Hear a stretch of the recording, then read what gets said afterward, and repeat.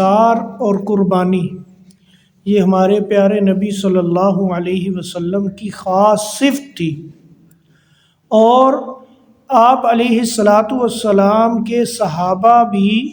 ایثار اور قربانی کے لیے اپنا ایک خاص مقام رکھتے تھے اور دنیا کے لیے نمونہ بن کر گئے ہیں۔ ایک واقعہ نبی کریم صلی اللہ علیہ وسلم کے ایثار کا آپ کے سامنے بیان کروں گا، اور اس کے بعد ایک واقعہ آپ علیہ الصلاۃ والسلام کے تربیت یافتہ صحابہ میں سے ایک صحابی ہیں ابو طلحہ، ان کے ایثار کا بیان کروں گا۔ ایک دفعہ نبی کریم صلی اللہ علیہ وسلم ایک مجلس میں بیٹھے تھے کہ اتنے میں ایک عورت آئی، ایک بوڑھی عورت آئی اور کہا کہ اے اللہ کے رسول، یہ چادر میں آپ کو ہدیۃً دینا چاہتی ہوں اور یہ آپ کو اڑانا چاہتی ہوں۔ تو آپ علیہ الصلاۃ والسلام نے وہ چادر اس بوڑھی عورت سے لے لی، اور آپ علیہ الصلاۃ والسلام نے وہ چادر اوڑھ لی۔ اتنے میں ایک صحابی مجلس میں سے بولے کہ اے اللہ کے رسول، یہ چادر مجھے دے دیں۔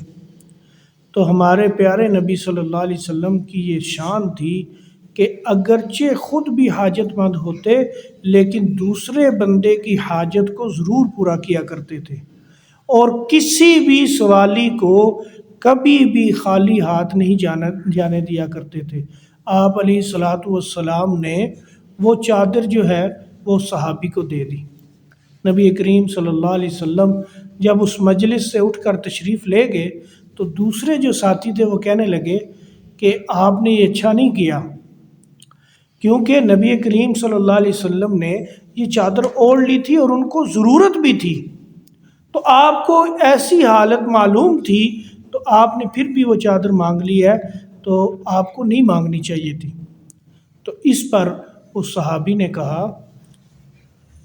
کہ میں نے تو صرف برکت کی غرض سے لی ہے۔ تو نبی کریم صلی اللہ علیہ وسلم ایثار اور قربانی اور دوسروں پر خرچ کرنا، اپنے آپ پر دوسروں کو ترجیح دینا، اس میں آپ علیہ الصلاۃ والسلام جو تھے وہ خاص اللہ کی طرف سے ان کا ایک مقام تھا، اور یہی عادت جو ہے اللہ کے نبی کے جو صحابہ تھے ان میں بھی تھی کہ ایثار کرنا۔ ایک دفعہ نبی کریم صلی اللہ علیہ وسلم کے پاس ایک آدمی آیا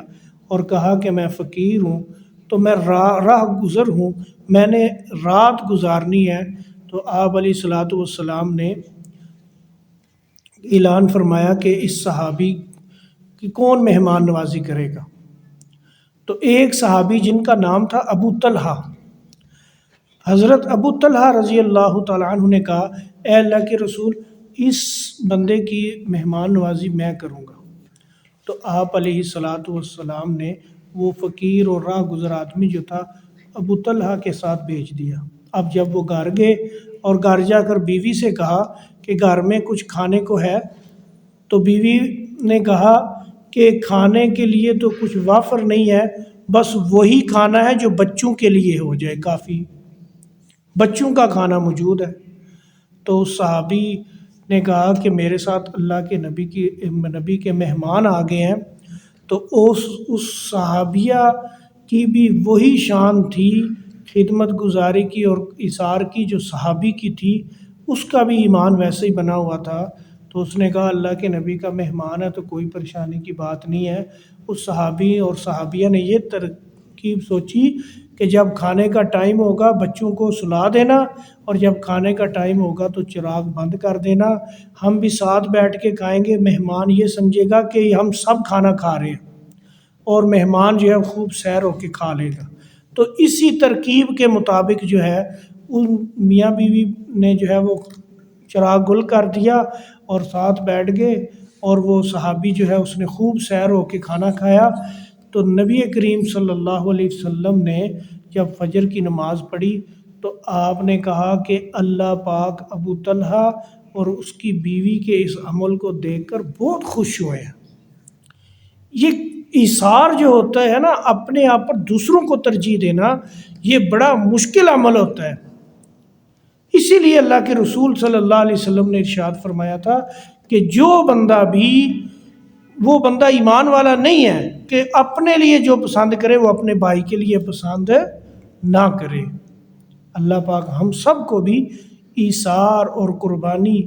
جیسے نبی کریم صلی اللہ علیہ وسلم کی سنت تھی اور صحابہ کا ایمان تھا، اللہ ہم کو بھی ایسا ہی کرنے کی توفیق دے، آمین۔